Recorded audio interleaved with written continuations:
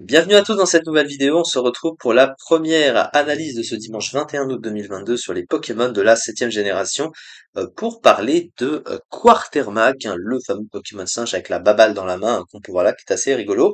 Alors qu'est-ce que c'est en stratégie? Il possède déjà un type combat pur, alors le type combat qui est un type super efficace sur le type acier, et le type combat est puissant offensivement, donc c'est plutôt pas mal. Après, il nécessite souvent de couverture offensive de type, hein, surtout, parce qu'il est quand même résisté par plusieurs types dans le jeu, un vol, poison, spectre, etc.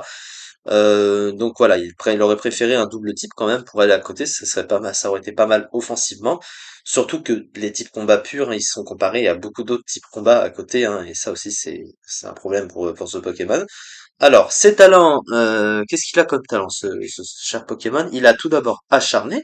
Alors, Acharné qui booste de 2 crans son attaque s'il se fait baisser une stat, donc ça, c'est plutôt intéressant pour un Pokémon offensif. Son autre talent étant inutilisable en combat solo, ça s'appelle Receveur. Il récupère en fait le talent d'un allié mi-KO en combat duo ou multi, donc voilà, en solo ça sert à rien.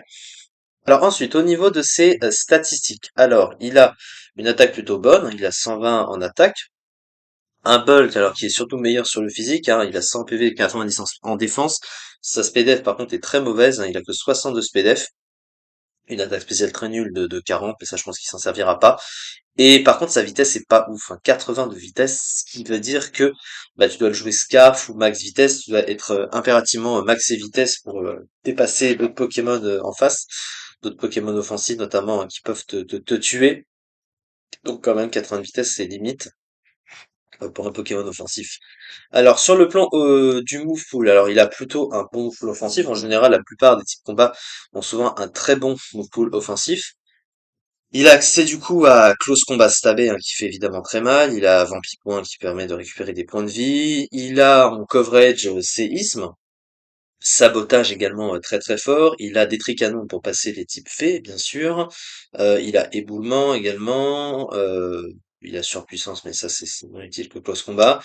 Il a demi-tour également, donc ça c'est plutôt pas mal. Il a un move de pivot. Sur le plan du setup, il a que gonflette, par contre c'est un petit peu restreint. Il a dans Stab en général, ça booste de 2 crans à l'attaque, c'est mieux.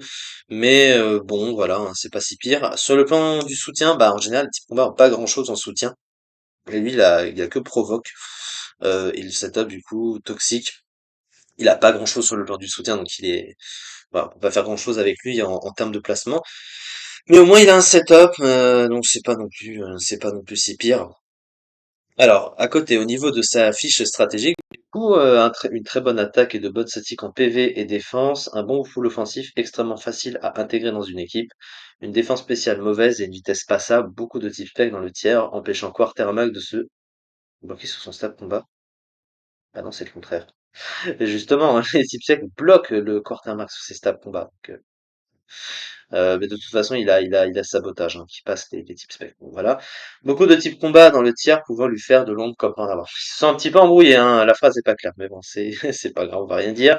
Et du coup, bah, il est en Zedus, ce Pokémon. Ah non, il est pas Zedus, je suis bête, je me suis trompé de tiers, excusez-moi. Non, il est never used, ce Pokémon, mais j'étais resté sur, parce que j'enchaîne les analyses, hein, c'est des vidéos que je tourne d'avance. Donc voilà, donc Passimian. Et il est 17e du tiers, donc il n'est pas mauvais en Neveruse, hein, il a un peu plus de 9%, mais bon, Neveruse, hein, c'est évidemment un sous-tiers. Donc voilà, pour ce cher petit Quartermax, c'est ça pour cette vidéo, du coup, on se retrouve pour les deux analyses qui nous restent encore à faire pour aujourd'hui sur les Pokémon de la 7e génération. Merci beaucoup de m'avoir suivi, et à très vite pour la suite.